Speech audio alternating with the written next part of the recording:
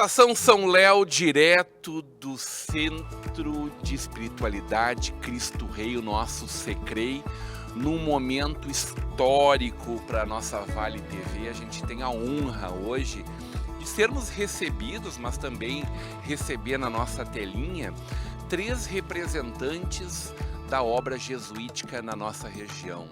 Claro que a gente fala da presença jesuítica no Brasil e no mundo, e isso pode nos levar a vários exemplos da sua atuação. Claro que aqui a gente percebe ela muito especialmente através da presença do Padre Rois, da nossa Unicinos, do nosso Secrei, da nossa Sicredi, por exemplo, uma das tantas obras que nasceram dos jesuítas, muito especialmente o nosso Sicredi, a partir do Padre Amstad e de toda essa turma que fez uma grande revolução lá no final do século XIX, né? Trazendo conceitos muito modernos para o nosso Rio Grande do Sul, para o nosso Brasil, hoje exemplo para toda a América Latina e para o mundo, né? A gente tem sítios arqueológicos aqui, como é, por exemplo, a nossa linha imperial, que são referências internacionais no cooperativismo. Um dos princípios trazidos pelos nossos jesuítas, muito especialmente pelo Padre Amstad, que legou a nós essa obra. Mas eu quero falar muito do que cada um de vocês tem para conversar conosco aqui. É uma honra estar ao meio de vocês. O Padre Rezende a gente já conhece, em que pese está há 4 anos aqui no Sul, mas da forma carinhosa como todos referendo o senhor e o trabalho que o senhor vem realizando junto ao nosso santuário. Eu preciso de cola aqui, se o senhor me permite. Padre Raimundo Nonato Rezende, reitor do Santuário Sagrado Coração de Jesus, junto ao túmulo do servo de Deus, Padre Rois. Padre Rezende, é uma honra poder estar com o senhor aqui. Muito bom dia. Vejo que está bastante adaptado ao sul já, de poncho aqui. A gente acabou de viver, no último dia 9, a Romaria do Padre Rois, né, Padre Rezende? Um momento de muita fé. É um momento de expressão, de fé, de carinho. E eu costumo dizer que o Padre Rois, aqui nessa região, respeitando as devidas proposições, né, é equivalente ao Padrinho Padre Cícero. Lá no Nordeste vem gente de toda a região, né, e agora que estamos no mundo virtual, então muita gente acompanha de casa, os nativos da região que estão fora, né, gente no norte, gente inclusive nos Estados Unidos, né, tem uns na China, né, e que a gente vê, acompanha e interage com a gente. Então, Padre Rois é uma pessoa muito querida, muito amada. E ele, como você falou na introdução, leva o nome da nossa cidade, né? Por isso também um carinho que a gente tem que retribuir. Para mim, foi sempre uma curiosidade quando recebi a notícia de vir para cá. Então, em 2019, eu vim para participar daquela romaria, andando como o irmão Celso fez, andando no meio do povo, que tem um calor diferente. A gente sente, né, uma energia diferente do que a gente estando lá em cima do trio elétrico. Então, em 2019, caminhei no meio daquele povo, foi antes da pandemia, então tinha muita gente. E a expressão de fé, gente de pé descalço, gente ao longo de toda a romaria rezando consigo, né? É muito, muito, muito emocionante. Né? Então, tive essa curiosidade porque é um momento forte de expressão de fé deste povo. E aí a gente vem e colabora como a gente pode, mudando algumas coisinhas, dando mais momentos de silêncio. E, macho, olha, é muito interessante quando a gente dá aquela paradinha e pede para o povo ficar em silêncio, você não escuta nada, a não ser a oração silenciosa do povo. E lá no fundo, a zoadinha do motor dos carros parados. Chega, a gente fica arrepiado, rapaz, de ver a expressão de fé. E um momento forte, seja no ano passado como fizemos neste ano, foi a parada na frente do nosso hospital. Nossa. E ali é assim, indescritível. É arrepiante. A expressão de fé daquele povo rezando, e certamente Deus ali obra maravilhas, né, obra graças, né, naquele povo. Então é um povo de muita fé. Diferente, né, o Padre Felipe e eu, que somos do Nordeste, é legal.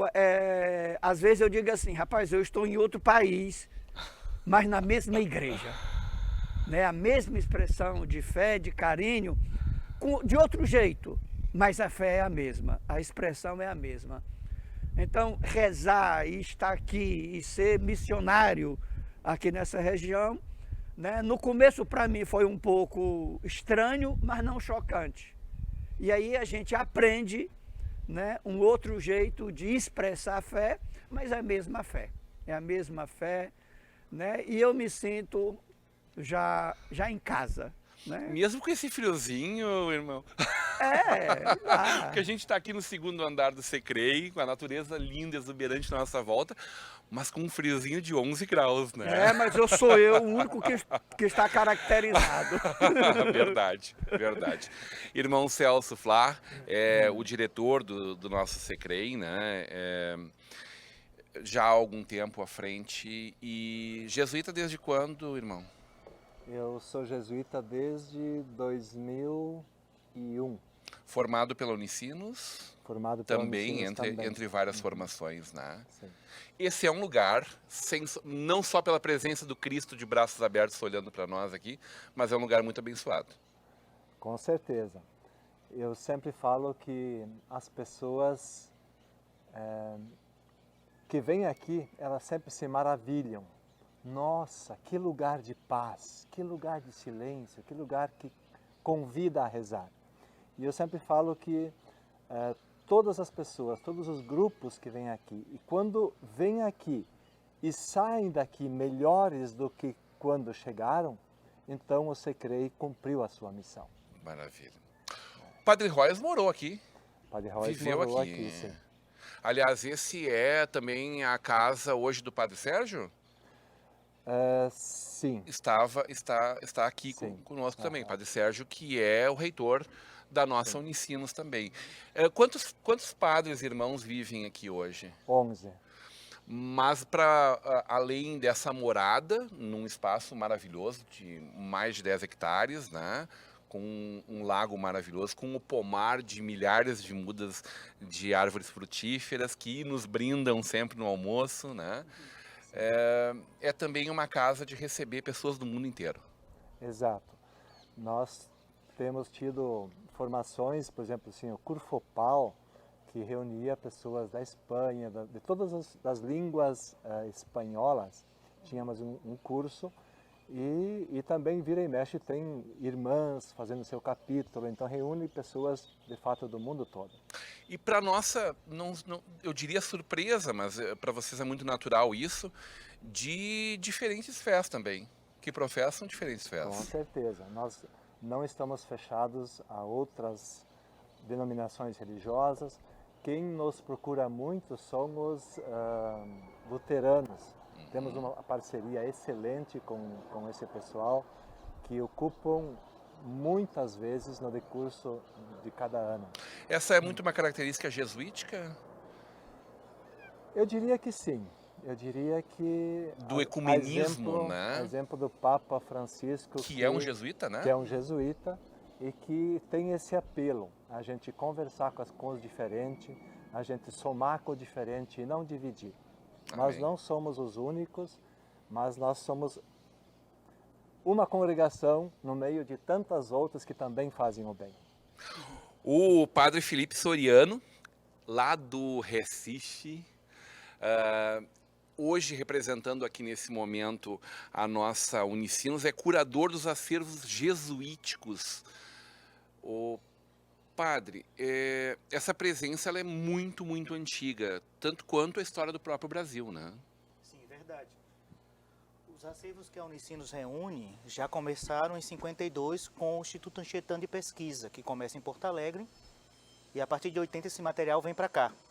Então, já no ano 2000, se decide agregar outra coleção de materiais, de livros e bibliotecas de vários lugares que os jesuítas tinham, Pareci, Rio Novo e outros colégios e seminários. Então se cria uma coleção de mais de 200 mil exemplares. Nossa. E muita coisa de obras raras que temos, né? E é uma coleção especial que estamos tratando agora por ocasião do bicentenário. É o material didático que era usado quando o ginásio Conceição dava aulas em alemão. Então, em breve, todo esse material vai estar disponível para consulta. O ginásio que para quem não conhece tão bem a história da nossa região, em frente ao nosso Rio dos Sinos, em frente à nossa rodoviária, né, ao lado da Prefeitura Municipal, ao lado da nossa igreja matriz, um dos 2 prédios históricos, né, construído pelas irmãs e que com o passar dos tempos virou o que a gente conhece hoje como a Unicinos, né? Foi o embrião desse gigante que hoje é a Unicinos. Né? Por isso dizemos que é a antiga sede da Unicinos. Ela começa com a Faculdade de Filosofia e Letras lá, né? E no decorrer do processo vai precisar de novas instalações e vai se acomodar onde se encontra hoje, com esse campus belíssimo e com um acervo tão fabuloso, né? Diga-se de passagem. Irmão, a gente sabe que a presença jesuítica ela é muito forte no último século, ou talvez nos últimos 140 anos, a gente poderia datar mais ou menos assim, mas ela data de muito antiga, né? As missões como a gente conhece hoje datam aí de mais de 400 anos, numa época em que o Brasil não tinha esse mapa que a gente conhece hoje, não tínhamos o Tratado de Madrid nem de Santo Ildefonso, mas já tínhamos a presença dos jesuítas nas reduções ali, né, o que a gente conhece hoje como Argentina, como Paraguai e como o Brasil, né? Os jesuítas chegam ao Brasil em 1549, né? E vão trabalhar nessa região até 1759, com a expulsão e o fechamento do trabalho missionário, né, por interferência dos bandeirantes. Nós conhecemos bem essa história, né? E aí a companhia retorna a essa região, retorna ao Brasil, curiosamente pelo Rio Grande do Sul, em 1844. Existe então quase 100 anos, 90 anos de total ausência no Brasil. Isso por causa da supressão. Então os mesmos reis católicos que pediram a suspensão da ordem vão perceber a necessidade dela. Imagina. E vão convencer o Papa a reinstalar ou restaurar a companhia. Só que a gente fala que são 2 etapas de uma história só. Porque, como os estados nacionais precisavam que cada nação reconhecesse a bula papal, uma das rainhas da Prússia não aceitou a suspensão da ordem. Então a companhia vai continuar existindo na Prússia, mas é a partir desse embrião que a companhia se restaura, ela vai renascer. Desde quando o jesuíta, padre? Eu entrei na companhia em 2001. São tão contemporâneos, né? Padre Rezende, desde quando? 82. Ah, poxa, já tem bastante história aí, mais de 40 anos Eu então. sou um ancião aqui. Conta para nós um pouco dessa sua experiência de fé junto aos jesuítas, por favor. A minha família sempre morou e mora até hoje no mesmo bairro que foi, digamos assim, fundado pelos jesuítas. Tinha o padre Pedro Biondomaiani, um italiano que ainda... Obra jesuíta lá no Piauí. que ainda vive. Ele era professor do nosso colégio em Teresina e final de semana ele ia rezar missa nesse lugar que na época era uma periferia, né? E lá tinha um centro social e ali rezava a missa. E minha família é muito católica, então a minha relação e referência de padre sempre foram os jesuítas. E sempre envolvido em igreja, né? Então a minha relação com a companhia é desde o embrião, porque minha mãe, por exemplo, era uma líder da comunidade, muito amiga deste padre, e juntos fundaram o Clube de Mães, a Associação de Moradores. A minha mãe é bem cabeça nessa questão social e tal. Então, eram muito amigos e ele frequentava a casa. Então, a minha relação com a companhia é desde embrião, né? E me criei e cresci em comunidade. Então, é uma relação, né, desde pequenininho. E a chegada dos jesuítas ao papado, o que representa isso para a ordem e para a igreja como um todo? Eu vou falar assim, para mim, foi até estranho. Né? Eu me lembro bem, naquela tarde, quando foi anunciado, né? Eu estava com um colega meu, que a gente morava juntos, o padre Júnior, a gente brinca, chama de Júnior Animal, né? Estávamos ali, quando foi anunciado o nome, nós olhamos um para o outro, e o padre Moreira também, olhamos um para o outro assim, o que é que deu no Espírito Santo? Que, primeiro, um jesuíta, a gente nunca imaginaria um negócio desse. E segundo, a gente pensava, tinha uma ideia que ele fosse meio conservador, né? Mas daí, logo no primeiro dia, na primeira fala dele, quando ele pede, ele se coloca como um pecador e pede aos fiéis que estavam ali que rezasse por ele, ali para mim já disse tudo. Então esse camarada vai ser pastor e vai interagir com as pessoas. Mas ali, então a primeira impressão minha foi assim de o que é que o Espírito Santo está fazendo? E, sei lá, 1 minuto e meio depois, rapaz, o caminho é esse. Porque vocês se lembram, né? Ele se dirige aos fiéis e fica aquele silêncio maravilhoso e ele se coloca como pecador e pede para os fiéis rezar por ele. Para mim aquilo foi um gesto assim de humildade muito grande, e depois ele não estava com aquele aparato todo, aquela roupa vermelha, aquele sapato vermelho, nada. Ele estava normal, né? Um servo de Deus. E aí, para mim, ali foi assim, e só vem fazendo bem, né? E que Deus lhe dê muita saúde.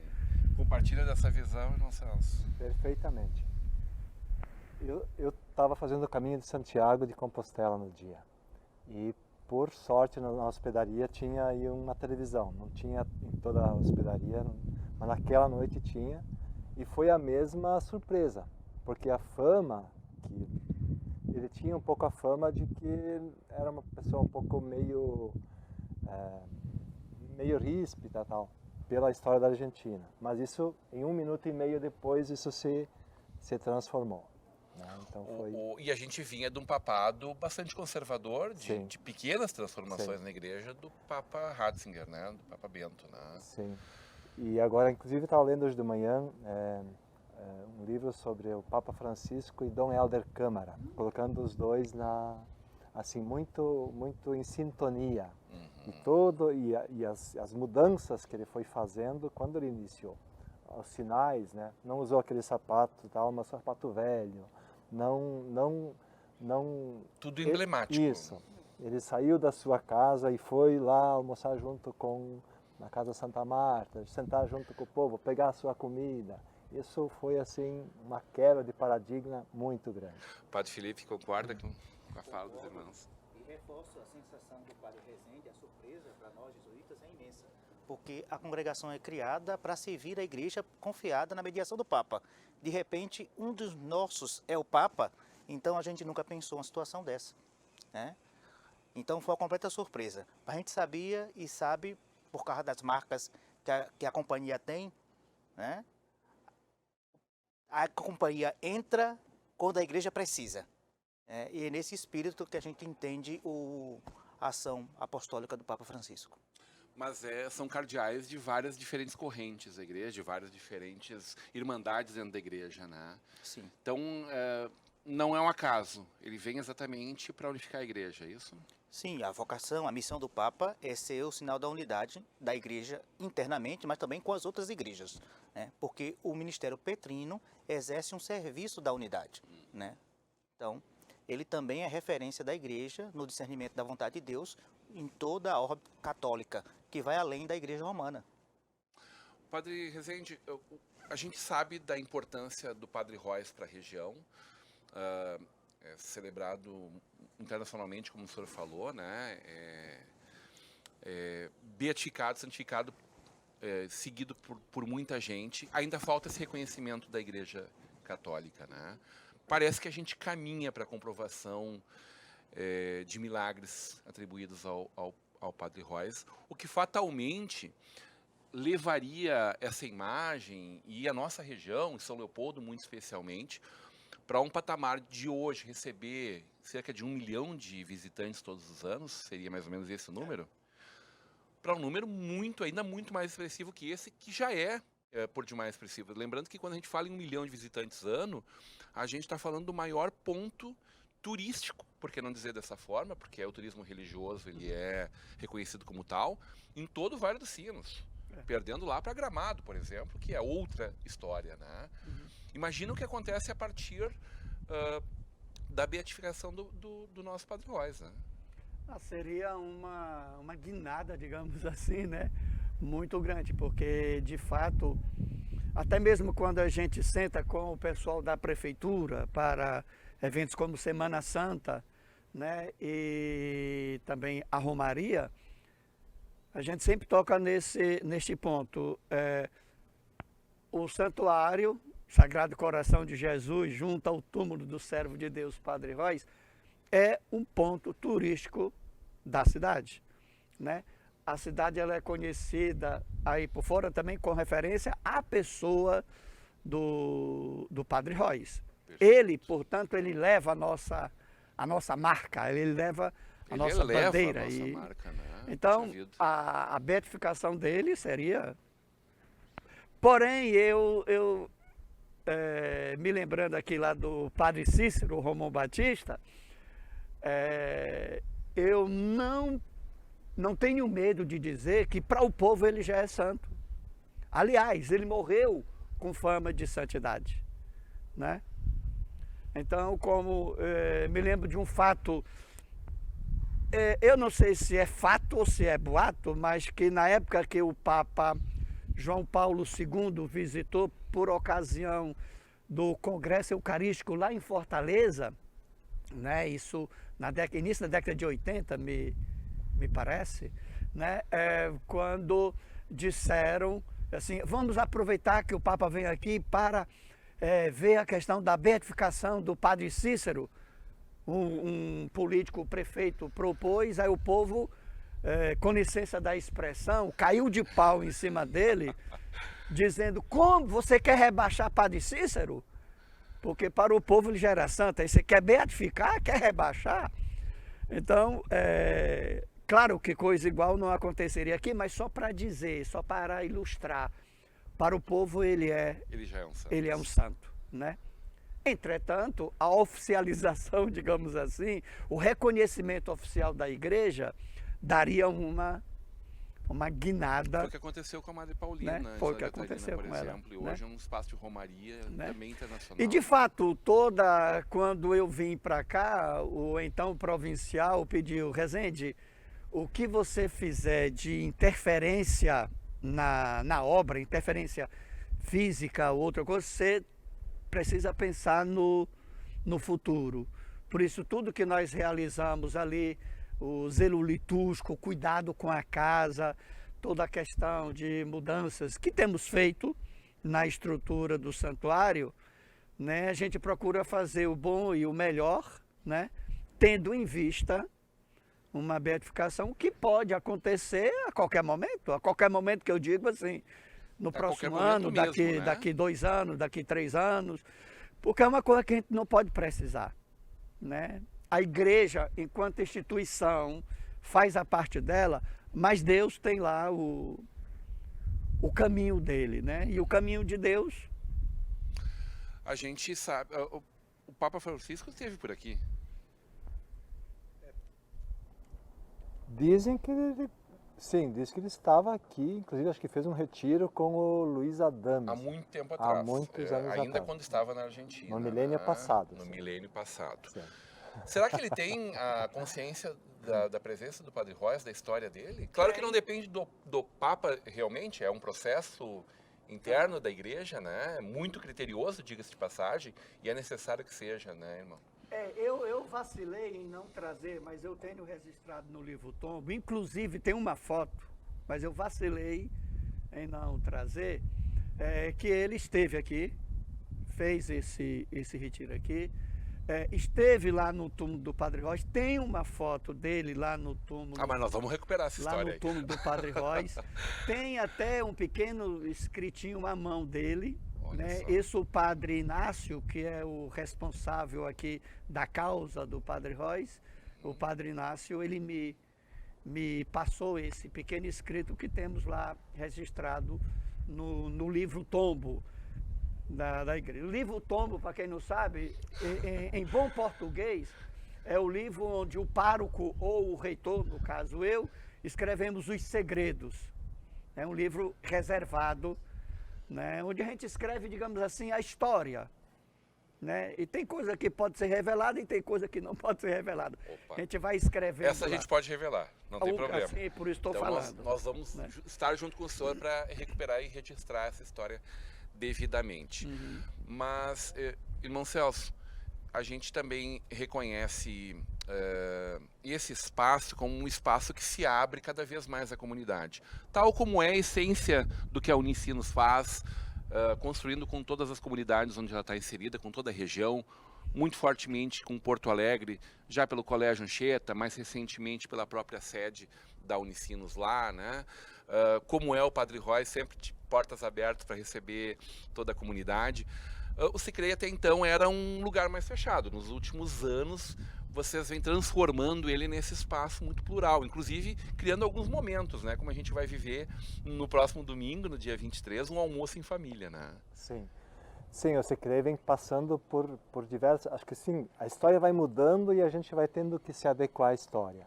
Isso aqui começou com uma casa de formação, de filosofia e teologia, até mais de 80 anos, né? 81 anos. 81 anos, né? Isso, até o 1980 era uma casa de formação.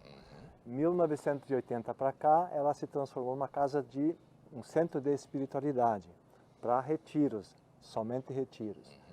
E no começo dos anos 2000, a gente começou a abrir a casa para outros eventos, aos pouquinhos. E com a diminuição dos religiosos e dos retiros, a casa vem num crescendo. E agora, depois com o Felipe aqui, a gente tem feito uma propaganda para que o Sicrei, de fato, seja não conhecido. Não o Padre Felipe, o gestor administrativo Felipe Leifheit, né? Exatamente, o administrador, que está como parceiro aqui já há 12 anos. Você já é quase patrimônio, então, do Sicrei. Eu estava de 2007 até 2012 como administrador no lugar dele. E eu o contratei para ir para a Espanha, numa etapa de formação, para depois não voltar mais.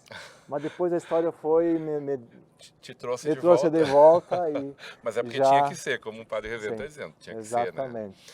A gente vai ter no próximo domingo esse almoço em família. O que representa para vocês ter aí, receber 200 e tantas pessoas nesse dia e abrir não só a parte do restaurante, que é um capítulo muito especial, o carinho que cada pessoa faz ali. Isso a gente já almoçou algumas vezes com vocês durante a semana, em momentos festivos, mas vocês abrem não só esse espaço, mas abrem os jardins também no Sicrei, né? Sim.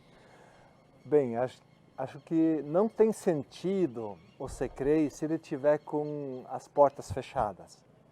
A missão do Sicrei, ela é para a comunidade, né? Então, é importante que a comunidade venha para o Sicrei, que façam as experiências, que venham para os dias de oração, que venham também para as festas, né?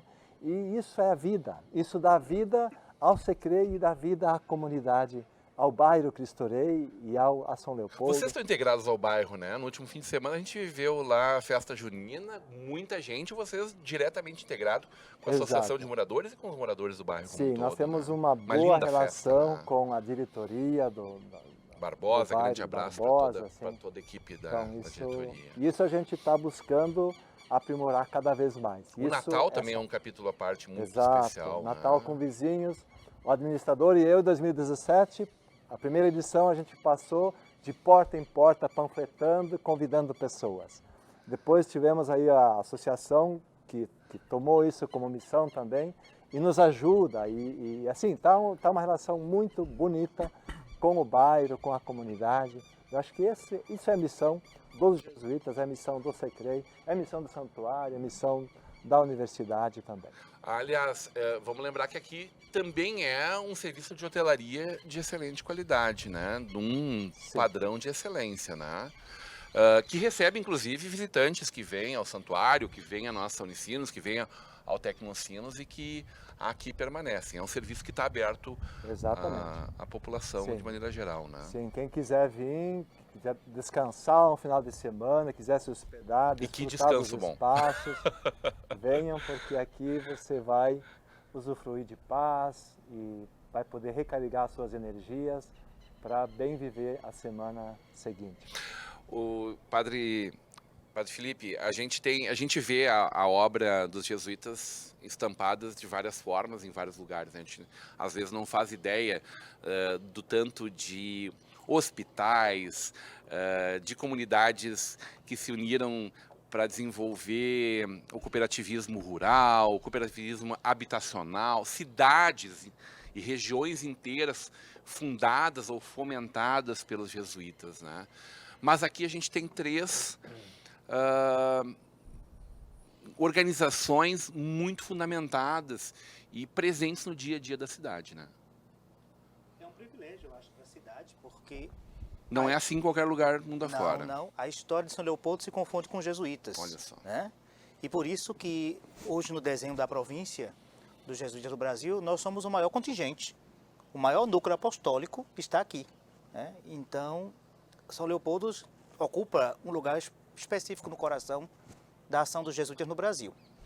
Porque aqui se consolidou e se firmou muito do nosso modo de proceder, né? Que a gente sente nessas estruturas que nos acompanham.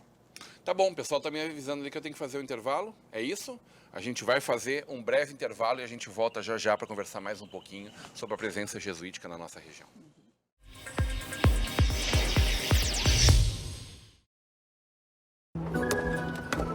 Quando o assunto é investimento, quem não se sente meio perdido? É preciso se orientar pelo mercado, pelos seus objetivos, pelas metas da sua empresa. Por isso que é tão bom contar com o Sicredi, para guiar você na direção certa. Temos poupança, fundos de investimento, renda fixa e previdência.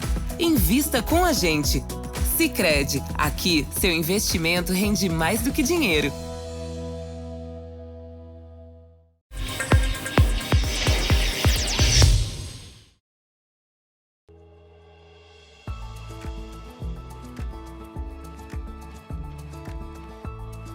Estamos de volta, direto aqui do Secrei, Centro de Espiritualidade Cristo Rei, no coração de São Leopoldo, uma área lindíssima, mais de 10 hectares, preservados, com uma beleza natural abundante, com um pomar maravilhoso, um lago maravilhoso.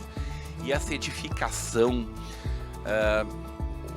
o irmão Celso falava antes, né, acolhedora, de paz, que nos traz uma tranquilidade quando a gente está aqui, que é maravilhoso. É realmente uma experiência transcendental, irmão, transcendental. E, claro, é feito exatamente para isso e de portas abertas, recebendo a comunidade, tanto quanto o nosso Cristo de braços abertos aqui no topo do prédio principal, recebendo a todos de braços abertos. E podendo hoje conversar num momento histórico, e eu agradeço com muita alegria a oportunidade de estar com vocês aqui, podendo registrar essa história de uma forma que eu acho que não foi feita ainda, irmão. Contando muito, tanto quanto seja possível em 1 hora de programa, da trajetória dos jesuítas na nossa região, no nosso estado do Rio Grande do Sul. Falamos também dessa obra Brasil afora, a formação tanto do Padre Felipe quanto do Padre Rezende se dá em outros lugares, assim como o irmão Celso, que é nosso aqui, mas que também viajou o mundo, também correu o mundo. Aliás, temos irmãos aqui que correram o mundo literalmente, né? Japão, que passaram por vários lugares do mundo e que de alguma forma hoje se encontram aqui, professando a sua fé e vivendo a sua espiritualidade, compartilhando generosamente essa espiritualidade com todos os nossos irmãos. Então, um momento muito especial para nós, de muita alegria, e a gente fica muito feliz em poder estar compartilhando nesse momento em que a gente caminha para 1 ano, né? 366 dias, porque temos ano bissexto no ano que vem, para o bicentenário da imigração germânica no Brasil, da imigração alemã especialmente. Aqui, né, o início da colonização se dá exatamente aqui, com o lote número 1, com a chegada dos primeiros alemães, católicos e protestantes, evangélicos, luteranos, e que de várias maneiras ajudaram a desenvolver e a criar um espaço muito especial no nosso Brasil, com uma educação muito desenvolvida, exatamente pela obra dessas pessoas, assim como de uma profissão de fé muito especial por conta da religiosidade dessas pessoas que para cá viveram. E vamos combinar, né? No meio do mato que tinha aqui, e diante de tantos desafios naturais e mesmo humanos de indígenas que aqui habitavam antes, era preciso ter muita fé para superar aquele momento, né? A gente hoje pode contar essa história de várias formas e a gente está preparando. A Vale TV, e a gente conversava agora com o Padre Rezende também. Ano que vem nós teremos a Romaria do Padre Róis do Bicentenário, né, Padre Rezende? Será ainda muito mais especial. Vamos trabalhar ela com ainda muito mais carinho. Fizemos uma avaliação desta e na avaliação da qual o Padre Sérgio, o irmão Celso estava presente, o Padre Felipe não estava porque estava numa missão lá nas Terras das Missões. Temos que pensar, já temos algumas propostas, mas não vou dizer porque tem que ser surpresa, né? Mas se a Romaria, ela em si é um momento forte e de grande espiritualidade, tá? A do próximo ano ela tem que ser muito especial. Muito especial. E já nas minhas orações, já estou pedindo a Padre Róis que entre em contato mais ainda com São Pedro, porque deste ano foi impressionante. Estava previsto chuva até sábado, domingo nada de chuva e segunda-feira estava previsto chuva. Então domingo estava reservado. Foi um dia lindo. Foi um dia lindo, lindo. E já estou rezando para que o próximo seja mais bonito ainda. Já é a segunda data mais importante do calendário do santuário? Do santuário Com certeza a Sexta-feira Santa é o momento de maior peregrinação. A Sexta-feira Santa é o maior dia dos finados também, é uma data, né? E a segundo domingo de julho é a grande data, né, do nosso santuário. Mas então, concluindo, está sendo pensado com muito carinho, já tem coisas já sendo aí antecipadas, já está na nossa agenda, o que temos que providenciar para fazer uma belíssima festa, né, dentro desse momento histórico da nossa São Leopoldo. O Padre Felipe estava falando para a gente agora também do momento em que foi... o Rosado tem uma participação muito especial nisso também, de trazer uma cruz missioneira para cá, unificando ainda mais a obra jesuítica daqui da nossa região, lá com as missões de um outro período. E essa bênção foi dada na língua indígena, é isso? Isso. Eu fui convidado para participar do evento lançamento da cruz missioneira. Em primeiro lugar, é muito significativo porque a cidade de São Leopoldo não tinha o marco das missões, né? Então, para quem vem daquela região, do Ijuí, Santo Ângelo, São Miguel, eles agora têm uma referência, como eles diziam lá nas várias falas, né? Eu dou uma volta maior com o meu carro, mas para passar diante da cruz. Me lembra do meu lugar, da onde eu vim, as minhas raízes, né? Então, foi um momento muito especial. E naquele momento, na bênção da cruz, eu retomei a bênção que José de Anchieta dava aos índios, em Tupi-Guarani. Então, ao povo eu dei essa benção, que quer dizer Deus nos abençoe e nos dê tempos felizes, que é isso que a gente precisa nesse momento. Lembra como fala em Tupi-Guarani? Lembro sim, tá aqui. Um momento. Porque essa São Leopoldo que é muito impulsionada pela imigração alemã, ela é uma São Leopoldo, antes de qualquer coisa, dos índios, depois dos portugueses, logo depois dos africanos trazidos à força para cá, e só então pelos nossos alemães, né? José de Anchieta, né? José de Anchieta dizia assim aos índios, para dar a benção: Tupã, Almobragabaiúba, Ave Arecatu, Almobe Pemba. Deus vos abençoe e vos dê tempos felizes. O que representa para São Leopoldo essa multiculturalidade que é tão bem expressada pela cruz missioneira? Eu acho que fica evidente na própria estrutura da cruz, né? Essas realidades que se cruzam, né? Eu ainda acho que, mesmo que as pesquisas apontem que a cruz missioneira é a cruz de Caravaca, a cruz de Lorena, tem um elemento prático, né? Porque ali se manifesta em 3 braços o mistério trinitário, né? Porque o Pai sustenta a criação e o Filho e o Espírito Santo interpõem no diálogo, né? Revelando o rosto do Pai. E então, para pensar uma São Leopoldo diversa, marcada pelas inúmeras imigrações que a constitui, essa cruz também fala, né? Porque aqui temos etapas que seguem uma história de maneira contínua, né? Seja a fase indígena, seja a fase alemã, seja a fase portuguesa das feitorias, os açorianos, né? São várias contribuições que vão construindo a São Leopoldo que nós conhecemos. Então, nesse momento de celebração, é correto e justo considerar tudo isso. Como funciona o espaço do acervo dentro da Unicinos? Ele é aberto à visitação? Sim, é aberta a visitação mediante agendamento. Como espaço musealizado, né? Pode ser visitado por escolas, empresas e de forma gratuita. A gente estava comentando aqui antes, vamos combinar de fazer uma reportagem lá, né, padre? Sim. Tem muitas coisas que estão arquivadas lá que são peças únicas, né? Sim, muito raras, né? Sim, verdade. Nós temos material missioneiro, né? Estátuas e outras peças, e tem também o material da imigração alemã, né? Seja o altar gótico daqui, da Casa de Cristo Rei, do santuário, daqui, do antigo seminário, totalmente preservado. Puxa vida. Está lá, e outras peças de artefatos sacro. Nós temos uma custódia, um ostensório belíssimo em alemão gótico, e também custódias em o gótico francês.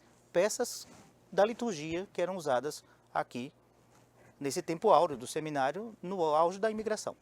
Temos muitas cartas trocadas entre os padres ou dos padres com suas famílias em outros lugares, porque grande parte desses que vieram lá no século XIX nunca mais viram suas famílias, né? Vieram de Malicuia, como nós falamos aqui no sul, né, no Resende? Mas de Malicuia, mas vieram e nunca mais retornaram lá para a Europa, de onde vieram, né? Nós temos uma grande quantidade de documentação, né? Também do período missioneiro. O padre Arnaldo Bruxo juntou em microfilme uma grande coleção de material, de documentos de primeira mão, manuscritos. Então, pela riqueza do acervo que temos em alemão gótico, latim e tudo mais, a gente acaba sendo um espaço muito específico, né? O acervo jesuítico acaba recebendo pesquisas de mais alto know-how por causa da complexidade do acervo. Estamos falando de peças únicas na América Latina, então. É a nossa coleção dos jesuítas mais ampla, mais rica e que tenta cobrir as 2 etapas da nossa história, né? O período missioneiro e o retorno. Porque, como eu disse, o retorno dos jesuítas ao Brasil começa aqui. Depois, Friburgo, São Paulo, Salvador, em 1910 e Recife. Então, aqui é a porta do retorno dos jesuítas. São Leopoldo. A Argentina, o Paraguai tem esse registro histórico também? Ou o senhor arrisca dizer que aqui é o mais forte de todos, é o mais completo de No todos? Brasil, aqui se desponta, né? Porque se acumulou aqui com a experiência dos jesuítas no sul. Na Argentina, nós temos a Universidade de Córdoba, onde nasceu o antigo seminário da companhia. Então tem muita coisa também do período missioneiro. A gente não pode pensar, não pode esquecer que essa região do Rio Grande do Sul e a Argentina e o Paraguai era uma só região. Era uma coisa só na época, não tinha essas fronteiras que a gente hoje vê. Né? Mas a maior parte da documentação ia muito para a Argentina e para o Paraguai, aonde se acumulava e se fazia os documentos para levar a Roma, né? Naquele momento, quem estava aqui conosco eram os jesuítas espanhóis, principalmente. É isso? Ou já eram muitos portugueses? Na primeira fase... No Brasil, a gente tem Anchieta e Antônio Vieira. Nóbrega também, né? Nóbrega. São os 3 grandes nomes, né? Portugueses. Portugueses. E aqui tem uma infinidade de outros, né? Boaventura Soares, que é um astrólogo, que é as pesquisas do professor... Português ou espanhol? Espanhol. Que é as pesquisas do professor Edson, da PUC, né? Que encontrou manuscritos, esse manuscrito de Panambi, um manuscrito jesuítico. É importante ressaltar que aqui tiveram, no século XVII, a quantidade grande de jesuítas cientistas, de vários tipos, né? Destaco a pesquisa do irmão Pedro Negromonte, que fez um tipo de botica um livro de medidas médicas. Então ele registra as virtudes das plantas das reduções, né? Então ele coloca o nome em grego, o nome em espanhol e o nome em tupi das plantas que ele encontrava. Então uma riqueza imensa que temos aqui para todo mundo, né? Da experiência guarani e da experiência missioneira, imigrante. Será que essa posterior. sabedoria não se perdeu lá, está guardado só lá, hein? Ou está bem profundida bunda fora? Tem muita coisa publicada, né? Ah, tá bem. Mas temos o privilégio de ter isso aqui. Exato, imagino. Isso aqui. Isso é um privilégio. Depois, essa nova onda, a partir de 1844, o senhor falou? 1844. Aí nós temos um outro perfil de jesuíta que vem, Então, mais do norte da Europa? O primeiro grupo do retorno são os argentinos, que chegam, mas a demanda é dos imigrantes de fala alemã. Então, eles tiveram vieram dificuldade. argentinos para cá naquele momento. Isso. A província, os jesuítas já tinham se consolidado na Argentina e vieram. Chegando aqui, havia demanda dos imigrantes de fala alemã, e então reportaram ao geral em Roma pedindo que enviasse gente da província da Alemanha. E aí vai nascer tudo isso que nós conhecemos, né? Mas eles entram pela província de São Pedro. E aí temos padres alemães, jesuítas, rezando a missa em italiano, por exemplo, lá em Caxias do Sul. Sim, eles vão se... Até que viessem os italianos para cá. Eles também, vão, né? porque a missa era em latim, né? Então a missa era igual. O amém é que tinha um sotaque diferente. Assim se espera. Que maravilha. Senhores, a gente tem muita coisa bacana para conversar, evidentemente. Essa história é riquíssima.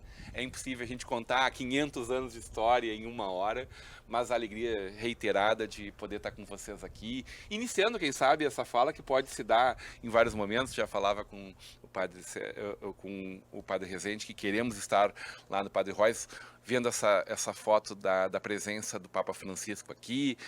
Estaremos fatalmente com vocês lá no museu, no arquivo, né, dos jesuítas aqui no Brasil. E, bom, estamos sempre juntos, né, irmão Celso? Estamos numa parceria. Estaremos juntos aqui, claro, no próximo domingo. Temos um almoço em família. As pessoas todas estão convidadas. Ingressos a R$60 com um almoço maravilhoso. Começa com a missa às 11 horas da manhã. Ao meio-dia é servido o almoço. Vai ter bandinha alemã, vai ter comida boa. Vai ter um chopp para quem quiser comprar também. À tarde, bolos e os jardins todos abertos até às 17 horas. Parquinho, tá? Um playground para as crianças brincarem também. Vai ser um lindo domingo. No próximo domingo, agora dia 23, todos convidados. Com o detalhe de que os ingressos são vendidos só até dia 20, né, Felipe?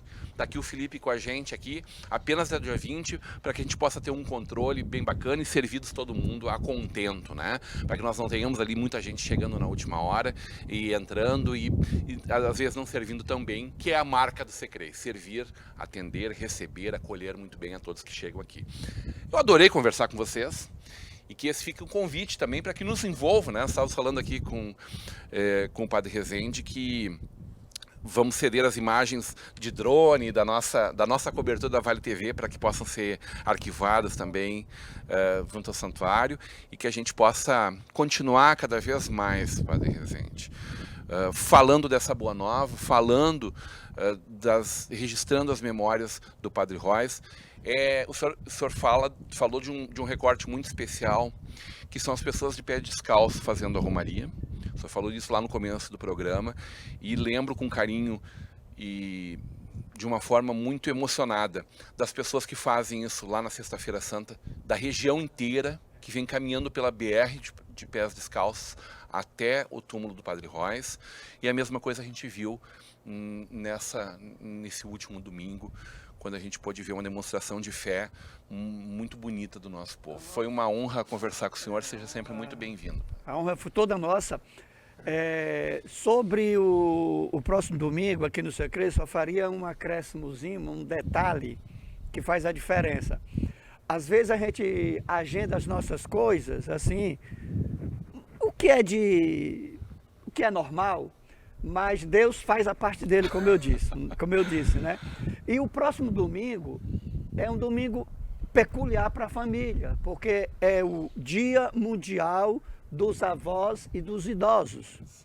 E aí o Papa Francisco, ele conclama as famílias a estarem juntas, a visitarem os seus idosos. E está aí uma sacada legal. né?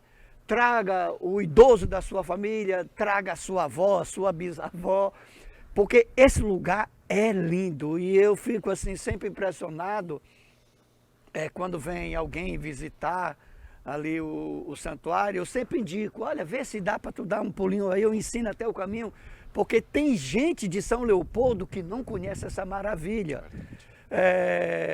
O leopoldense, ele tem um pedacinho do céu no coração da cidade. Então é um domingo assim peculiar para você trazer a sua avó, trazer o seu idoso.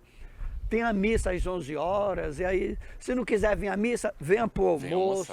Porque é um lugar assim fabuloso. Vai ser abençoado, com certeza. E um dia especial para eles. E R$60 para adultos, né? R$30 para as crianças, e abaixo de 7 anos não paga nada as crianças para estar aqui.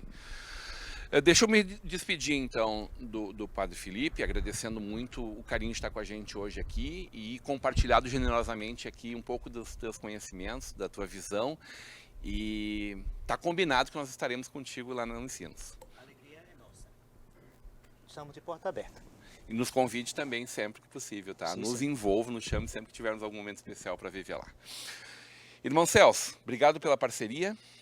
Obrigado por nos oportunizar esse momento tão especial, histórico. Eu fico muito feliz e tenho certeza que vai ser muito bom para todos nós isso, para que a gente possa viver cada vez mais juntamente essa obra, né? Celebrando sempre a presença jesuítica aqui como um fator de desenvolvimento da fé, sem sombra nenhuma, sem sombra de dúvidas, mas também da educação muito, muito fortemente, do desenvolvimento econômico e social da nossa cidade, da nossa região. Eu que agradeço também, Rodrigo, pela Vale TV, essa parceria que é bem importante para nós aqui do Secrei. Acho que isso vai fazer com que a comunidade interaja de uma forma um pouco mais visível com os espaços do Secrei, e acho que meu agradecimento a ti também. Muito obrigado. Obrigado, Felipe, por proporcionar esse momento para a gente também. Felipe Leifert, diretor aqui administrativo do Secrei, que nos recebe aqui, que nos proporcionou de alguma forma que a gente esteja junto aqui. Agradecendo demais essa bancada maravilhosa nessa nossa terça-feira, mas sobretudo o carinho da tua audiência. A gente volta para São Leopoldo Fest. A gente deu um tempinho aqui para passear por São Leopoldo, mas a gente volta agora do estande da Vale TV, direto da São Leopoldo Fest, com o nosso Estação Hamburgo. Até lá!